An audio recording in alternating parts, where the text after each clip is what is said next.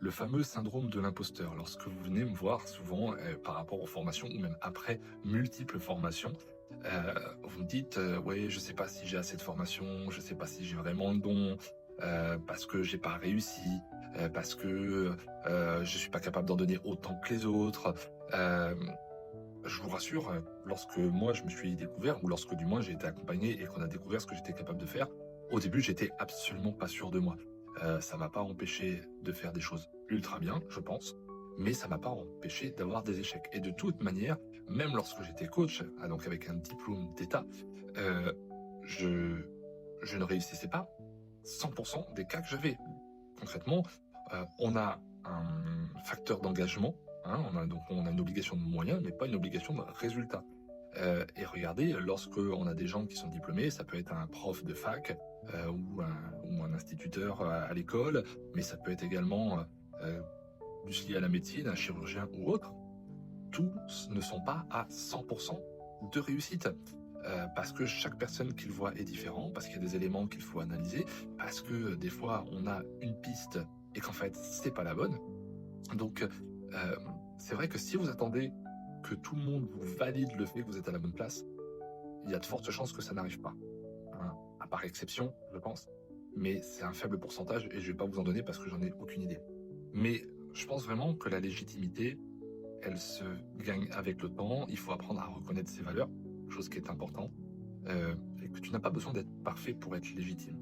Comme je le dis en formation, c'est les premiers mots que je prononce, et je pense que si des élèves voient cette vidéo, et pour vous le témoigner, la première chose c'est on a le droit à l'erreur, hein. Alors à partir du moment où on ne joue pas avec la vie des gens, qu'on soit bien clair. Et ensuite, lorsque vous faites un soin énergétique ou lorsque vous faites une séance d'hypnose, vous donnez 100% de ce que vous êtes capable de faire à l'instant T. Ce qui sera toujours important, c'est le positionnement. Quelle est la promesse que vous avez vis-à-vis de la personne qui vient vous consulter, et de ne pas outrepasser ce que vous êtes capable de faire, tout simplement. C'est pour ça que les formations, elles sont vraiment cadrées. Le discours est cadré par rapport à ça. On apprend, on développe, on monte son niveau d'expertise dans tel ou tel domaine si on le souhaite. Mais avant tout, surtout, c'est de prendre les personnes qui vous correspondent. Donc vous avez le droit de refuser des gens, parce que nous, on n'a pas d'obligation en fait de prendre tous les clients. Donc c'est surtout de dire, si vous ne sentez pas cette personne ou si vous sentez que vous n'êtes pas la personne pour l'accompagner, vous avez tout simplement le droit de dire non et de réorienter. Surtout après, il faut exclure le côté jugement. Les gens peuvent penser ce qu'ils veulent, mais vous, si vous êtes droit dans ce que vous faites, voilà, votre posture, votre charisme va vraiment s'implanter, va se développer, et vous allez voir que vous allez progresser, et votre légitimité, vous allez la gagner progressivement.